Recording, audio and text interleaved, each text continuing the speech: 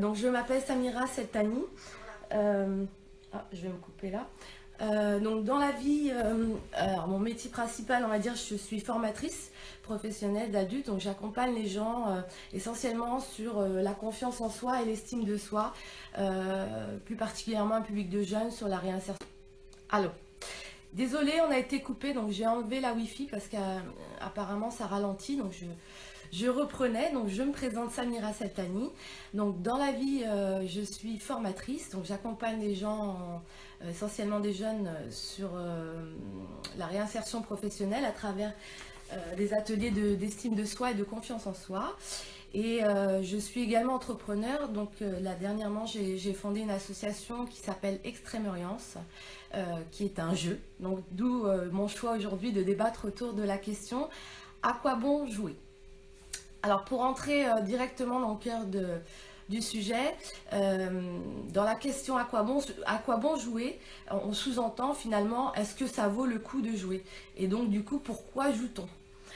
Donc pour se remettre dans un contexte actuel et pour poser un peu des chiffres pour voir un petit peu de quoi on parle, moi j'ai fait quelques recherches, hein, c'est pas des choses que je connais par cœur, mais sur ce que ça représente en chiffre d'affaires et en nombre de joueurs, les jeux. Alors les jeux bien sûr, ça sous-entend énormément de possibilités. Si on devait lister, on trouverait les jeux éducatifs, pédagogiques, les jeux de société, les parcs de jeux, les jeux de hasard, les jeux érotiques. Vraiment, on a autour du jeu une flambée de possibilités. Donc moi, j'ai juste mis en évidence ceux qui prenaient le plus de place aujourd'hui dans nos vies. Et on a essentiellement donc les parcs d'attractions. Aujourd'hui, les parcs d'attractions, c'est, alors si je regarde, milliards de chiffre d'affaires par an, avec 2 millions de joueurs. Ça, c'est quand même énorme. Et une progression ces 15 dernières années à plus 120% de part de marché. Je ne sais pas si vous vous rendez compte de ce que ça représente comme progression, c'est énorme. Ensuite, bien sûr, on a les casinos, mais ce qui marque aujourd'hui notre époque, un chiffre.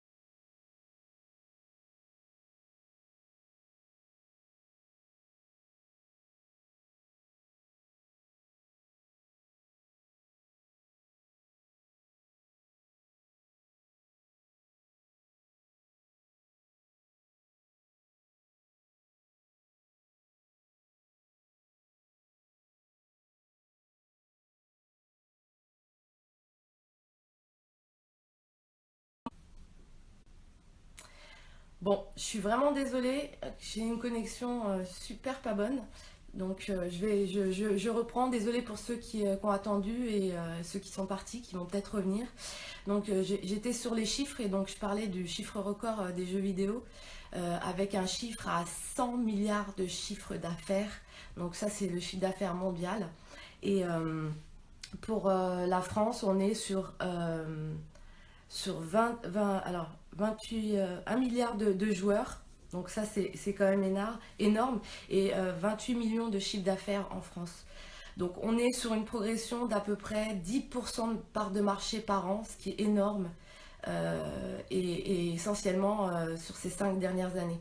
Donc Ça révolutionne énormément de choses. Ça prend la deuxième place sur le marché de l'industrie culturelle. Donc je ne sais pas si vous vous rendez compte, le marché de l'industrie culturelle, c'est le cinéma, l'édition, la télévision, le livre, la musique. Et là, le jeu vidéo aujourd'hui vient prendre une place assez importante. Donc ça remet en question notre manière du coup d'aborder la façon dont on souhaite se cultiver, on va dire ça comme ça. Et donc le jeu, donc pour revenir sur le thème à quoi bon jouer, aujourd'hui il semblerait qu'on y trouve énormément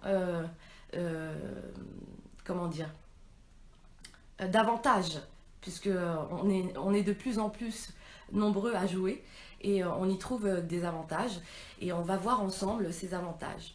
Alors, comme j'ai énormément de choses à vous dire et que c'est très dense, c'est un sujet qui pourrait prendre des heures d'été.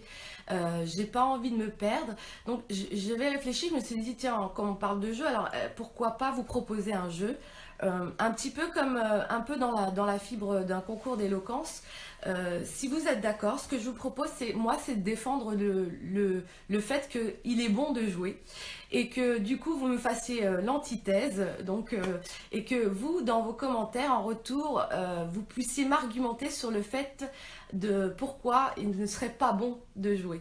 Et comme ça nous permettrait d'avoir un vrai échange et juste quelque chose qui pourrait nourrir le débat, plus que si je vous dis des choses et puis que vous me répondez oui, je suis d'accord, ou que vous compliquiez. Du coup, ce serait peut-être moins intéressant. Donc, si vous êtes OK, faites-moi des petits likes ou faites-moi des petits cœurs. Et comme ça, je me lance et je défends la position de pourquoi c'est super bien de jouer. Et puis, vous essayerez de me dire pourquoi finalement, c'est pas forcément super bien de jouer. Donc, on n'est que 9. Il n'y a pas de like, il n'y a pas de cœur, personne ne veut débattre. Accompagnez-moi, soutenez-moi. Bon, peut-être que je les vois pas, peut-être que vous m'avez fait mais qui passent pas. Ah, un like. Ok, je prends, je me lance. Donc aujourd'hui, et depuis longtemps, en fait, on s'est rendu compte que jouer, ça avait énormément d'avantages et ça avait énormément de bienfaits. Alors au départ, on s'est penché sur l'enfant. Hein, depuis même le siècle des Lumières, où les philosophes sont les premiers à avoir impliqué l'éducation de l'enfant par le jeu. Et puis ça a été repris au 19 et 20, enfin plutôt au 20e siècle. Et on a estimé que l'éducation de l'enfant, dès la petite enfance, devait passer par le jeu, par des moyens pédagogiques ludiques, pour pouvoir assimiler, on s'est rendu compte que l'apprentissage était beaucoup plus pertinent lorsqu'il y avait une dimension de plaisir. Et donc sur l'enfant, on est plutôt sur du jeu pour la découverte et puis se construire. Et aujourd'hui, d'ailleurs, les neurosciences le confirment de plus en plus. Il y a énormément de recherches où grâce à l'IRM, on peut voir les stimulations, les zones du cerveau et se rendre compte à quel endroit ça vibre quand on joue, quand il y a du plaisir. Mais ces dernières années, on s'est rendu compte que ce n'était pas réservé qu'aux enfants. Et plus précisément, là, sur ce qu'on appelle la génération Y, hein, donc c'est les 25-35 ans, qui ont vraiment fait exploser les modèles et qui ont imposé une manière différente d'envisager les apprentissages et puis même encore plus loin d'envisager sa vie en général. Et que le jeu pouvait faire partie de quelque chose de très sérieux, de ce qu'on pourrait appeler des serious games, hein, les jeux sérieux, et qu'on pouvait tout à fait évoluer et performer en jouant.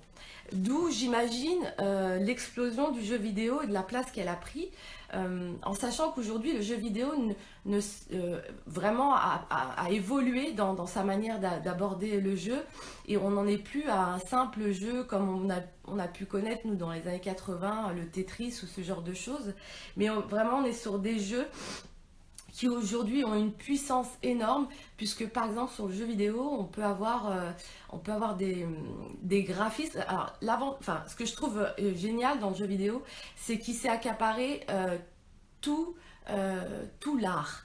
Donc aussi bien dans le graphisme, sur le visuel, on est on est sur de la 3D, maintenant on est sur de la réalité virtuelle. Donc on a des décors à l'intérieur des jeux qui sont extraordinaires au niveau visuel, aussi bien au niveau du son, du bruitage, de la musique, de l'ambiance qui est imprégnée dans le jeu, qui donne vraiment une dimension réelle, et puis sur l'écriture des jeux. Donc vraiment, on est dans la puissance, dans la réunion de tout ce qu'on peut trouver de beau dans l'art. On peut le retrouver dans les jeux vidéo. Ensuite, bien sûr, on a différents thèmes et en fonction de ça, on ira chercher selon ses goûts ce qu'on recherche. Mais tout ça pour vous dire qu'aujourd'hui, avec le jeu vidéo, on peut tout à fait envisager d'apprendre. Et pas que de grandir, d'évoluer, de progresser. Vraiment, c'est un outil qui nous permet d'atteindre différentes dimensions de notre vie. Et ça peut être aussi bien notre vie personnelle que professionnelle. Et puis, je vous parlerai ensuite des avancées que permettent le jeu vidéo. Mais le jeu vidéo, aujourd'hui, c'est une porte d'entrée qui permet vraiment de pouvoir, comment vous dire ça,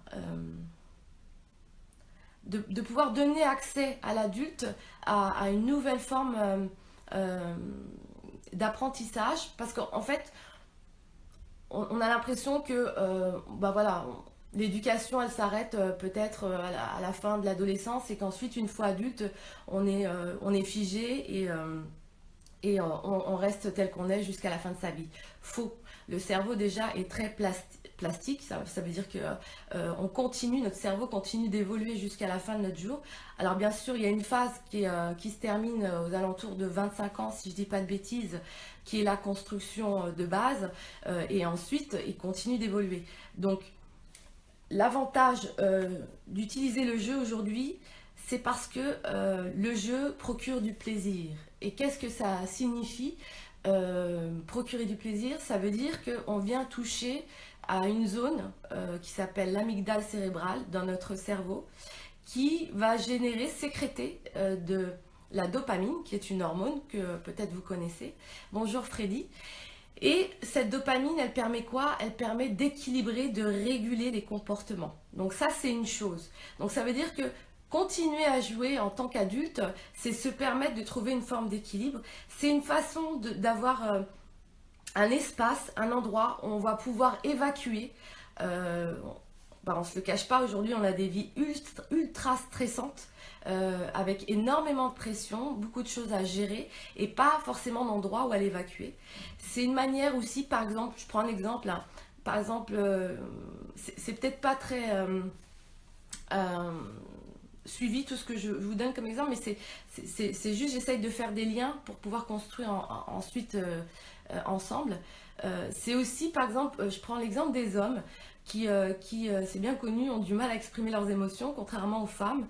Et bizarrement, c'est souvent eux qui jouent le plus souvent au jeu avec leurs enfants ou avec leurs copains, parce que c'est un moment, c'est un espace de liberté où ils peuvent vraiment exprimer leurs émotions, chose qu'ils ne font pas dans la vie de tous les jours. Donc ça, c'est une façon aussi d'aller rééquilibrer son comportement. Je vais essayer de lire un petit peu pour pas que ça aille trop vite. Bonjour, depuis que je suis entrée dans la vie active, jouer au poker ou paris sportif pour gagner de l'argent m'obsède. J'envisage le jeu comme alors comme je disais, n'écrivez pas trop dans le même bloc, sinon je ne peux pas lire en entier. Je suis désolée, je ne vois pas la suite. Jouer au jeu d'argent. Donc c'est vrai qu'on n'a pas parlé encore de la différenciation des jeux.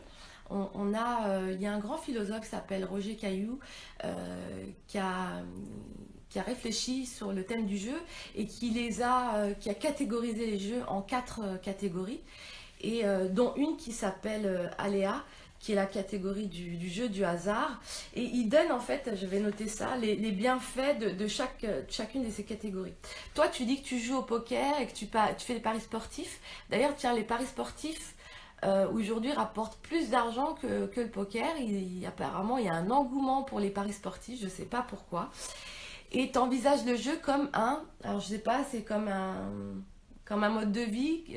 Freddy, si tu peux me recompléter ton message.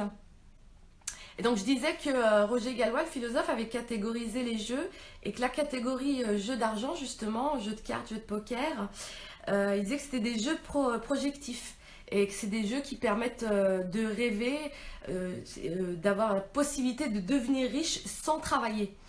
Donc ça sous-entend pas forcément un côté que négatif, mais ça sous-entend la possibilité d'une forme de lâcher prise, d'une acceptation de tout perdre sur un pari ou tout gagner peut-être, et aussi une forme d'égalité. Qui était déjà très très présente au XVIIIe siècle, au siècle des Lumières. C'est un siècle où il y a eu énormément, l'avènement des jeux d'argent illicites, sur des jeux d'argent, des jeux de hasard, parce qu'il y a cette notion de tous égaux. Hein, dans les jeux de hasard, on part tous avec les mêmes chances dès le départ, peu importe notre condition dans la société. Et ça, c'est quelque chose de très parlant pour peut-être les gens qui jouent à... Moi, je suis pas psychologue, hein, c'est juste comme ça. Mais je me dis, voilà, les gens qui sont attirés par les jeux d'argent, les jeux de hasard, est-ce qu'il n'y a pas en arrière-plan une façon de se poser, de rechercher une forme d'égalité sociétale. On peut avoir des amis, je sais pas, au café du coin avec qui on fait des paris, des chevaux, et puis peut-être que parmi eux il y a un chômeur, il y a un entrepreneur, un chef d'entreprise, et que du coup cette occasion-là de jouer, de se retrouver autour d'un jeu, nous permet de nous ramener tous à un même niveau, un même piédestal, et on ne va pas savoir qui à l'avance va gagner ou perdre, puisque personne ne part avec un avantage sur l'autre. Voilà. Donc n'hésitez pas si vous voulez intervenir. Freddy, si tu veux compléter ta réponse, parce que je ne la vois pas en entier. Laurence, le jeu permet de s'oublier, la personnalité prend moins de place. Alors effectivement, il y a dans certains jeux, comme par exemple les jeux de rôle, hein, les jeux de déguisement, les jeux où on s'échappe de soi, il y a cette dimension de personnalité qui prend moins de place. Il y avait une réflexion qui disait que l'enfant joue pour se découvrir et se construire, et l'adulte joue pour s'oublier soi-même et se dépasser. Je trouvais ça très intelligent, effectivement, dans le fait d'une personnalité qui prend moins de place. Il y a une dimension de s'oublier soi-même, et en même temps, dans le jeu où on pourrait s'oublier, se perdre en jouant un personnage, en étant plus soi-même, paradoxalement, justement Roger Caillou, dont je vous parlais tout à l'heure, le philosophe, disait que paradoxalement, en s'extrayant de sa personnalité, on pouvait se révéler sa propre personnalité. Alors, je ne vais pas rentrer plus loin dans les détails psychologiques de ce qu'il a voulu dire par là, mais c'est une réflexion intéressante de se dire, en faisant semblant, en étant quelqu'un d'autre, finalement on se révèle à soi-même. Peut-être, n'hésitez pas à intervenir si vous avez envie de pousser plus loin dans la réflexion. Freddy, donc t'envisageais de faire ta vie comme un complément de salaire et un travail à mi-temps. D'accord. Donc effectivement, il y a de plus en plus de joueurs, en sachant qu'en plus, avec le jeu en ligne, hein, pour le poker, il y a cette possibilité, cette facilité d'accès quotidien à n'importe quelle heure, 24 heures sur 24. Si tu es un bon joueur, effectivement, tu peux gagner de l'argent. Et ce qui est rigolo, c'est que à une époque... il y avait des détracteurs des jeux de cartes et de hasard, parce qu'ils disaient que c'était des jeux de oisiveté qui nous détournaient de la valeur travail, et qu'on ne pouvait pas envisager de gagner sa vie en jouant, et que c'était pas raisonnable, et que pour gagner sa vie il fallait travailler. Et qu'aujourd'hui, en fait, on entend des gens comme toi, Freddy, qui envisagent de gagner leur vie en jouant. Donc ça, c'est vraiment complètement nouveau comme comportement. Laurence, se dépasser pour peut-être créer. Oui, il y a vraiment une dimension créative dans le fait de jouer. Quand on joue, on crée. D'ailleurs, je crois que c'est Freud qui disait ça. Le créateur, le créateur est l'enfant et l'enfant est le créateur. Sous-entendu, l'artiste. Donc il y a une dimension vraiment créative.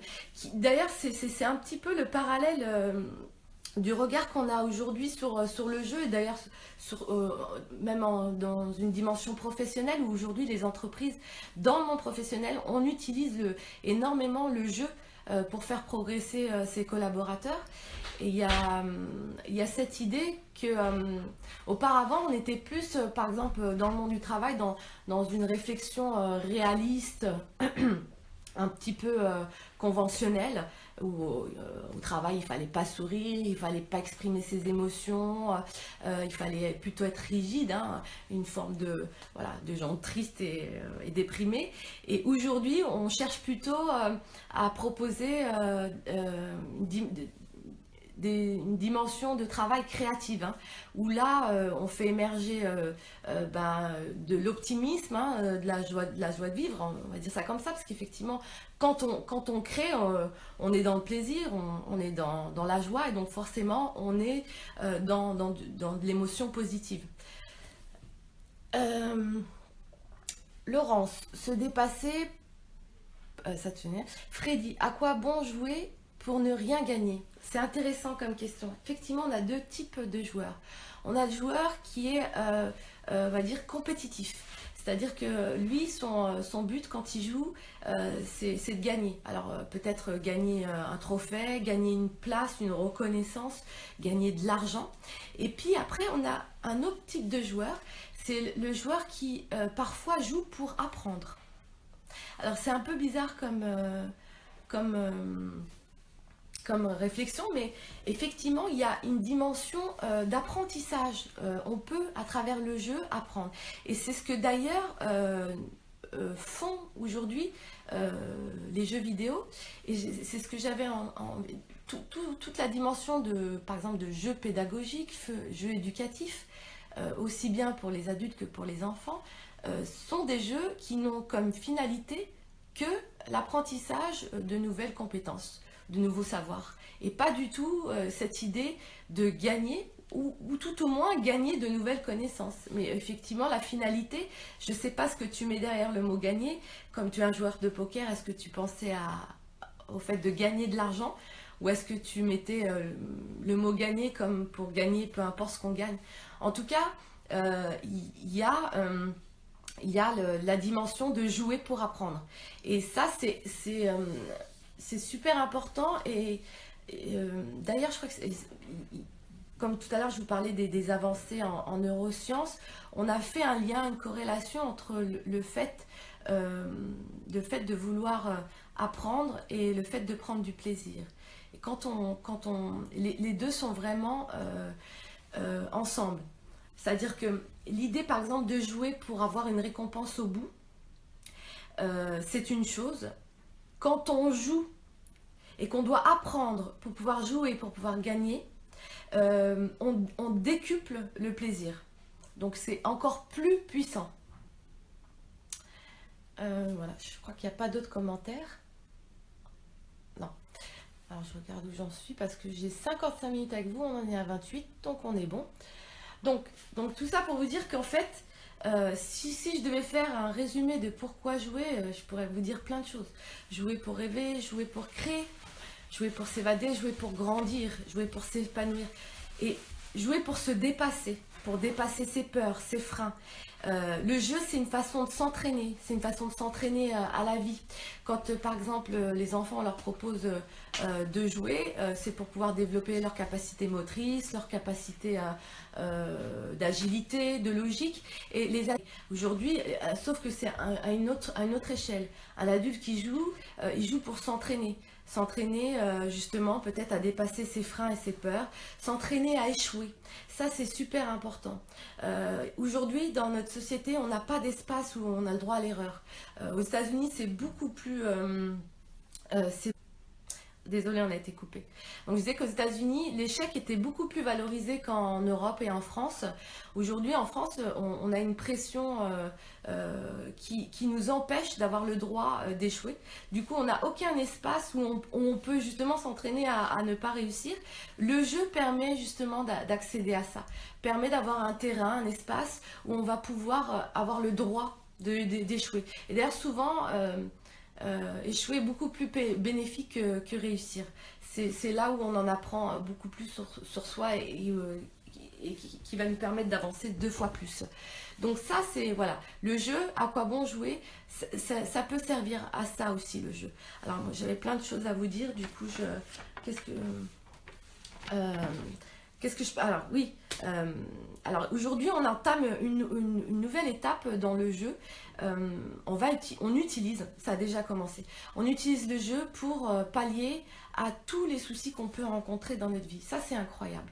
Alors par exemple, aujourd'hui on a une nouvelle gamme de jeux qu'on appelle les jeux thérapeutiques. C'est des jeux vidéo pour accompagner les malades, les personnes d'âge senior dans différentes dimensions.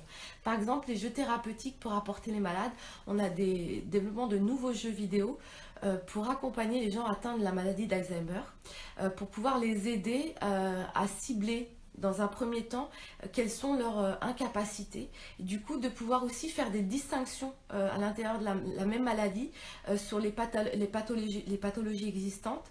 Je vous donne un exemple, par exemple, la reconnaissance de la couleur bleue. Pour certains malades d'Alzheimer, ce n'est plus possible, pour d'autres, ce l'est encore. Du coup, ça permet de pouvoir évaluer des stades. Et aussi, ces jeux-là permettent aussi de pouvoir stimuler certaines zones du cerveau, puisqu'ils ont été réfléchis d'une manière pédagogique. Donc aujourd'hui, on a des alliances entre des neuroscientifiques, des psychologues, des médecins et des développeurs de jeux qui travaillent ensemble de pair pour pouvoir créer des jeux à visée thérapeutique. On a aussi des jeux pour accompagner les seniors et les familles. Donc aujourd'hui, par exemple, on a des difficultés sur le fait de garder des liens entre une personne âgée, malade qui vit en maison de retraite et la famille. Souvent, les liens sont difficiles à tenir. Il y a de l'incompréhension qui s'installe entre une famille qui est démunie face à une cécité qui n'est pas forcément évidente à gérer et à comprendre quand on n'est pas du milieu médical. Aujourd'hui, les maisons de retraite commencent à introduire les jeux vidéo pour pouvoir recréer du lien autour d'un jeu où la famille peut jouer avec cette personne... pardon. Excusez-moi, avec cette personne qui est atteinte de cécité liée à la vieillesse. Et à travers des jeux très simples mais bien réfléchis, on arrive à recréer un lien autour d'une activité qu'ils peuvent exercer ensemble. Donc ça, c'est des jeux à visée thérapeutique. Un autre exemple, par exemple, on s'est rendu compte dans la maladie de Parkinson ou alors tout ce qui était de l'ordre de l'hyperactivité chez les enfants ou alors de la déficience d'attention. On s'est rendu compte que chez ces gens-là, il y avait peu de sécrétion de dopamine. Donc que ça pouvait être en lien avec leur pathologie. Alors aujourd'hui, ça se soignait avec un protocole pharmacologique et on a commencé à réfléchir et à créer des jeux vidéo qui permettent de stimuler la sécrétion de dopamine à travers le plaisir que pourront trouver ces gens dans des jeux qui ont été vraiment réfléchis pour leur pathologie. Donc ça, c'est une dimension qui répond à la question à quoi bon jouer aujourd'hui, peut-être pour se guérir de vraies maladies qui se sont imposées dans notre société et qu'aujourd'hui on ne sait guérir qu'avec des médicaments et de la chimie et que peut-être nous, êtres humains, nous avons en nous les capacités de nous soigner nous-mêmes si on nous stimule au bon endroit Parce que vous le savez, le cerveau, on connaît que à peine 5 à 10% de ses facultés. On a encore une marge de découverte incroyable et on se rend compte qu'effectivement, en stimulant des endroits bien précis, eh ben, on a nos propres médicaments en nous et on commence à le comprendre. Et ben, le jeu fait partie des premiers outils qu'on utilise pour pouvoir atteindre ces capacités qu'on a en nous. Donc ça, je trouve ça incroyable, je trouve que c'est vraiment une révolution. Puis après, on a la réalité augmentée, ça c'est aussi impressionnant. Donc je ne sais pas si vous voyez un petit peu, hein, c'est tous ces jeux où parfois on met un masque pour se sentir vraiment plongé comme si on y était, avec le son, l'image nous donne la sensation d'être dans le jeu et qui du coup stimule un petit peu comme... Je ne sais pas si vous avez déjà vu ça. Aujourd'hui, on entraîne les grands sportifs, on les entraîne mentalement à travers des projections mentales. Donc, c'est-à-dire qu'on s'est rendu compte en posant des capteurs sur leur corps, qu'en leur faisant faire, par exemple, un coureur une course mentale, son corps répondait. Il y avait des stimuli identiques à ceux qu'il aurait eu s'il avait fait réellement la course. Ça veut dire qu'en stimulant notre imagination, on arrive à provoquer dans le corps les mêmes réactions que si c'était pour de vrai. Et c'est ce que propose la réalité augmentée. Aujourd'hui, quand on fait des jeux avec le casque de réalité augmentée, on provoque physiquement les mêmes sensations, les mêmes émotions que si on y était. Et ça vient chercher peut-être la possibilité plus tard de l'utiliser pour faire de choses beaucoup plus grandes que juste jouer. J'ai vu qu'il y avait un petit message. Jouer pour développer l'audace. Oui, alors l'audace, je crois que c'est une des premières choses qu'on pourrait mettre sur la liste de pourquoi jouer. Jouer pour oser. Pour oser faire des choses dans la vie, oser sortir du cadre, oser être libre, oser prendre des initiatives.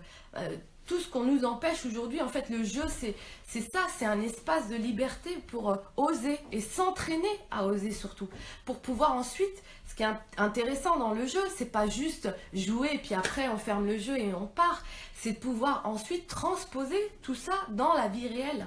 Alors, c'est intéressant parce que ça me fait penser à rebondir sur tout ce qu'on dit aujourd'hui sur les jeux vidéo un peu violent, un peu gore, parce que alors moi je suis pas une spécialiste, mais j'ai traversé quelques lectures sur des jeux où je suis restée vraiment sans voix, entre autres un jeu où ultra gore, hein, où le but du jeu c'était de violer et tuer des femmes. Alors, c'est incroyable mais vrai, et je me dis mais qu'est-ce que les joueurs qui jouent à ça trouvent à ce jeu, qu'est-ce qu'ils viennent y chercher et du coup qu'est-ce qu'ils vont transposer dans la vie. Et en fait ce dont on se rend pas compte, c'est que au-delà du jeu et de ce qu'on fait dans le jeu, de l'acte qu'on pratique dans le jeu, ce qui prend le dessus par-dessus tout, c'est en fait le plaisir que va nous procurer le fait de jouer. Et en fait, c'est ça qui prend le dessus sur le reste, plus que sur le fait de faire ces actes-là, de tuer, de décortiquer ou de violer dans le jeu. Et ce qu'on sait aujourd'hui en neurosciences, c'est que, je vous le disais tout à l'heure, le plaisir déclenche la sécrétion de l'hormone de la dopamine, qui, elle, régule les comportements. Et bizarrement, en jouant à des jeux ultra violents et en y prenant du plaisir, du coup, on stimule une hormone qui, elle, recrée l'équilibre de notre comportement, qui fait que dans la vie, on ne sera pas violent, on ne sera pas fou, on n'aura pas envie d'aller tuer ou décortiquer, mais au contraire, on retrouvera un équilibre. Donc tout ça pour vous dire que, j'étais sur le commentaire de jouer pour développer l'audace, tout ça pour revenir sur le fait qu'effectivement, l'audace, développer l'audace, s'entraîner à être audacieux pour pouvoir le transposer ensuite dans sa vie, dans sa vraie vie. Alors Freddy, je ne suis pas d'accord, super, merci. Enlève le plaisir de jouer et nous... Alors, je ne suis pas d'accord. Enlève le plaisir de jouer et nous fait entrer dans un travail de dépassement ou de renoncement. Alors, j'ai pas tout compris.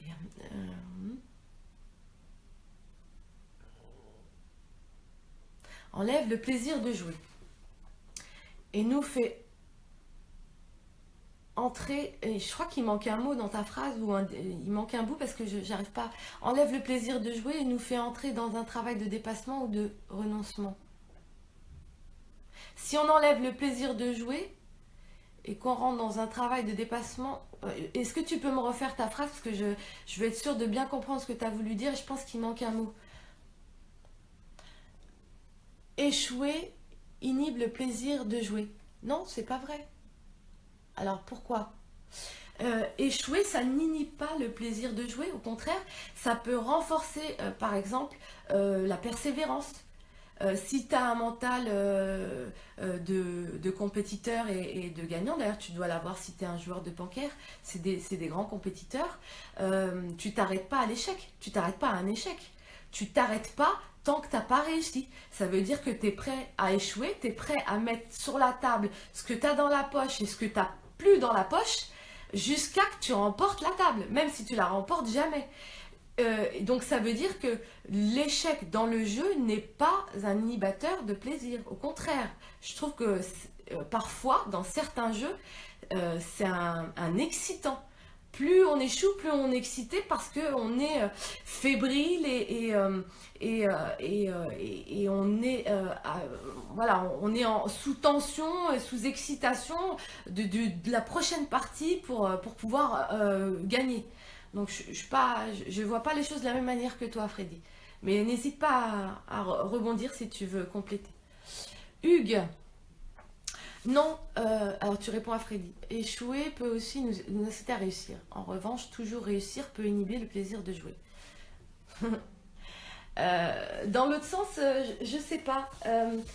Alors, pour revenir à votre discussion sur est-ce que échouer ça peut inhiber ou pas le plaisir, je sais qu'il y a une dimension très importante dans les concepteurs de jeux vidéo. Et d'ailleurs, il y a des playtests, hein, des mecs qui sont payés pour rester 36 heures non-stop à jouer pour être sûr que le jeu est calibré comme il faut. Je sais qu'il y a une dimension qu'ils prennent bien en compte. C'est le fait qu'il faut que le jeu il soit ni trop facile ni trop dur. Et que le joueur ne se rende pas compte qu'il a eu sur son parcours de jeu des possibilités de facilité pour pouvoir évoluer, mais qu'il ne s'en rend pas compte pour qu'il ait toujours l'impression que c'est grâce à lui qu'il a changé de niveau. Alors je sais qu'il y a quand même une prise en compte dans le fait d'évaluer si c'est pour pas que ce soit trop facile ni trop dur, le fait d'évaluer qu'il ne faut pas que le joueur se retrouve trop en difficulté pour pas qu'il soit tout le temps dans l'échec. Donc peut-être qu'il y a une petite dimension qui est prise en compte sur s'il y a trop d'échecs, du coup ça peut décourager et ne pas donner envie. Et en même temps, il y a toute une gamme de jeux vidéo super hard où là le but c'est des jeux très très difficiles. Ils sont réputés pour ça, ils sont connus pour ça. Et il y a des grands joueurs qui ne veulent jouer qu'à ça pour la difficulté. Du coup je pense que peut-être à chaque personnalité son jeu. Et que si on est quelqu'un qui aime pas perdre et que ça peut nous mettre mal et faire ressortir un côté de notre personnalité qui nous crée de mauvaises émotions, peut-être qu'on choisira son jeu en fonction de ce qu'on connaît de ses capacités et du niveau de difficulté du jeu. Voilà, peut-être, voilà, c'est juste pour débattre un peu autour de ce que tu disais, Freddy. N'hésitez pas si vous avez envie de compléter. 42 minutes, il nous reste une bonne dizaine de minutes à débattre ensemble. On est une quinzaine, il n'y a que 2-3 personnes qui sont intervenues, donc n'hésitez pas à faire des relances, des ping-pong. Quel est votre avis? Dites-moi par exemple vous à quoi vous jouez, à quoi vous aimez jouer à ce jeu-là. Comme ça nous permettra d'avoir une petite base pour pouvoir échanger ensemble. N'hésitez pas. Donc comme vous n'avez pas fait le contre-argument, alors je sais que voilà, je vais en faire un petit. Jouer ça peut être dangereux d'un autre côté parce qu'effectivement il y a toute la dimension addiction qui est connue, qui est reconnue et dans laquelle on peut tomber quand on n'arrive pas à mettre des limites, quand on n'arrive pas à s'arrêter. effectivement, ça c'est un... Ah, désolé, on a été coupé. Donc je sais plus ce que je disais juste avant. Oui, je parlais des addictions. Le fait qu'effectivement on pouvait tomber dans une forme d'addiction à travers le jeu et que ça pouvait être une des limites en fait, une des limites du jeu dans son versant noir, son versant négatif. Et que voilà, ça pouvait être une des raisons de se dire non, je joue pas parce que j'ai peur d'être accro, j'ai peur de pas trouver les limites, j'ai peur de pas pouvoir m'arrêter. Il y a aussi la dimension stress parce que jouer à un jeu, quand on est plongé dans une aventure et que qu'on doit monter des échelons, on peut être ultra impliqué et sentir un stress monter en nous. Ça peut générer un stress, ça peut être un des côtés aussi négatifs du jeu.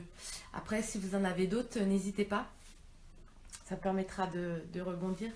Alors, il y a une dimension que j'ai pas abordée, mais pour faire peut-être le lien avec le DT, je crois qu'il y a ce soir à 21h sur les robots, si je dis pas de bêtises. Il y a une réflexion qui m'était venue, mais j'étais dit, mais profondément, est-ce qu'on joue pas juste pour s'humaniser, pour se sentir plus humain? Il y a quand même une dimension très forte dans le jeu de la relation aux autres, de rentrer en relation, de créer du lien. Et donc, je faisais le lien avec cette étude qui est sortie l'année dernière, cette étude d'Harvard qui a duré 75 ans et qui ont suivi des étudiants et les enfants de ces étudiants-là plus tard, sur 75 ans, pour découvrir en fait quels étaient les ingrédients du bonheur. Pourquoi, qu'est-ce qui nous permettait d'avoir une meilleure vie et d'être heureux. Et en fait, ils se sont rendus compte, au bout de 75 ans d'études, que ce qui faisait la qualité d'une vie, c'était la qualité des relations qu'on pouvait avoir aux autres. Voilà, plus on avait de relations construites, plus on avait de partage avec des réseaux d'amis, de famille, plus on avait une qualité de vie augmentée et on était heureux. Et jouer, c'est se mettre en lien et du coup, c'est créer du bonheur. Donc du coup, ça peut être une des raisons. Et c'est intéressant parce qu'à l'heure où on se robotise, où l'ère de demain va être ultra robotisée, peut-être qu'on nous en parlera plus ce soir, qu'elle est pas... Et est-ce qu'à travers le jeu, du coup, on n'arriverait pas à atteindre justement, à essayer de s'échapper de cette robotisation en s'humanisant et en jouant encore deux fois plus qu'avant. On dit souvent que jouer, c'est fuir la mort en toute innocence. Je trouve cette phrase très belle en fait. Parce que se robotiser, c'est l'idée que l'humain peut... Voilà, bon, bah écoutez, c'est dommage, j'ai pas eu une super connexion, du coup on a perdu plein de gens sur la route à chaque fois. Donc ce que je disais, oui, c'est jouer pour s'humaniser, comme un instinct de survie en fait, jouer encore plus pour ne pas être rattrapé par... ou en tout cas effacé par cet univers robotique qui s'annonce. Bon, bah écoutez, je crois que je vais faire de ma dernière réflexion le mot de la fin. Il reste une personne, deux personnes, voilà. Donc bah, je terminerai puisque là mon temps est écoulé. À quoi bon jouer? Jouer pour empêcher l'esprit de se mécaniser et les émotions de s'assécher. Jouer pour s'humaniser. Voilà, je vous remercie. Merci à ceux qui ont tenu le coup malgré les problèmes de connexion. N'hésitez pas à faire une suite, il y a plein de choses à dire sur le jeu. C'est tellement vaste comme sujet qu'il y aurait encore plein de choses à débattre. Je vous souhaite une bonne soirée et puis bonne suite pour ceux qui prennent le relais tout au long de la soirée avec des DT. Et je vous dis à bientôt. Merci, bonne soirée.